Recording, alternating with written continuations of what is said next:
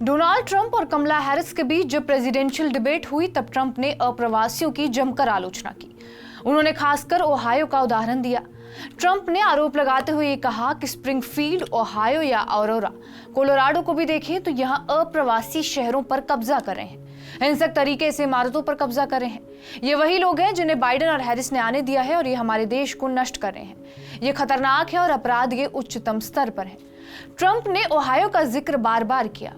दरअसल ओहायो में 11 साल के एडन क्लार्क नाम के लड़के की एक सड़क हादसे में मौत हो गई थी, जब एक कार ने 2 लेन वाली सड़क पर सेंटर लाइन पार कर दर्जनों बच्चों को ले जा रही एक स्कूल बस को टक्कर मार दी।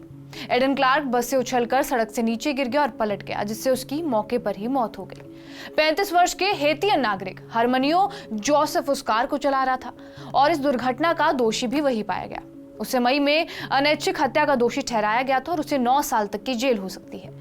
एडन के पिता नाथन क्लार्क ने ट्रंप और उनके सहयोगी जेडी वेंस के खिलाफ इसी चीज को लेकर आपत्ति जताई है। उनका कहना है कि ट्रंप उनके बेटे की मौत का इस्तेमाल नफरत फैलाने के लिए कर रहे हैं। उन्होंने मांग की इसे अब रोकना होगा।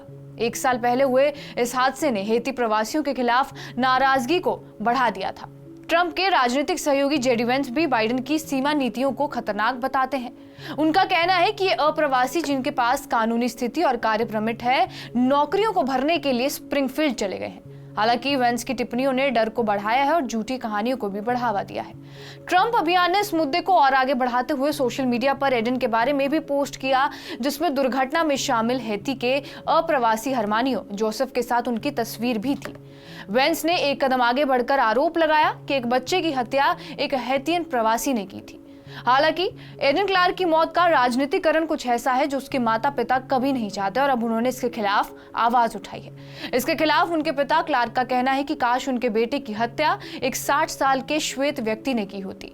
उन्होंने इस बात पर जोर दिया कि ऐसा करने से परिवार को घृणा से भरी बयानबाजी से बचाया जा सकता था। उन्होंने ये भी स्पष्ट किया कि उनके बेटे की हत्या नहीं हुई थी, हैती से आए एक प्रवासी ने गलती से उसकी हत्या कर दी थी।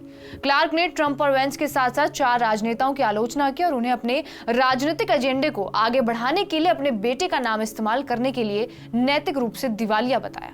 उन्होंने उनसे राजनीतिक लाभ के लिए अपने बेटे की मौत का फायदा उठाना बंद करने को कहा। उन्होंने ये कहा उन्हें अनुमति नहीं है और ना ही उन्हें कभी स्प्रिंगफील्ड ओहायो के एडन क्लार्क का उल्लेख करने की अनुमति दी गई है, इसलिए ट्रंप को ये सब नहीं करना चाहिए। बहरहाल आपका इस वीडियो पर क्या कुछ कहना है हमें कमेंट बॉक्स में जरूर बताएं। बाकी देश और दुनिया की तमाम बड़ी खबरों के लिए बने रहिए हमारे साथ TV9 डिजिटल पर।